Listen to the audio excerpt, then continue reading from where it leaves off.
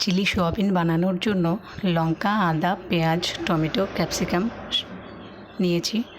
আর soybean 3টে city দিয়ে জল ঝরিয়ে সোয়া সস, গোলমরিচ, লবণ, চিনি, কর্নফ্লাওয়ার, হলুদ, টমেটো সস দিয়ে মেখে রেখে দেবো 15 মিনিটের জন্য। বাটিতে কর্নফ্লাওয়ার গুলে নেব। তারপর কড়াইয়ে তেল গরম করে মিক্সড করা সোয়াবিনগুলো ভেজে তুলে নিয়ে নেব। এবার ওই কড়াতে তেল গরম হয়ে আছে, সেই তেলের মধ্যে আরেকটু তেল দিয়ে আদা, লঙ্কা, ক্যাপসিকাম, পেঁয়াজ দিয়ে হালকা ভেজে নেব। সাথে লবণ দিয়ে দিতে হবে। তারপর টমেটো দিয়ে, হলুদ দিয়ে, সোয়া সস, টমেটো সস, চিনি, জল দিয়ে হালকা কষিয়ে নেব। এবার গুলে রাখা কর্নফ্লাওয়ার আর সামান্য মিট মশলা আর চিনি দিয়ে আরেকটু কষিয়ে নিয়ে ভাজা সোয়াবিনগুলো দিয়ে নেড়ে চেড়ে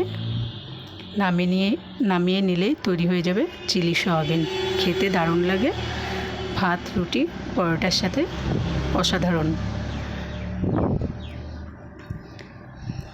তো তোমাদের ভালো লাগলে একটি লাইক আর সাবস্ক্রাইব করে নিও।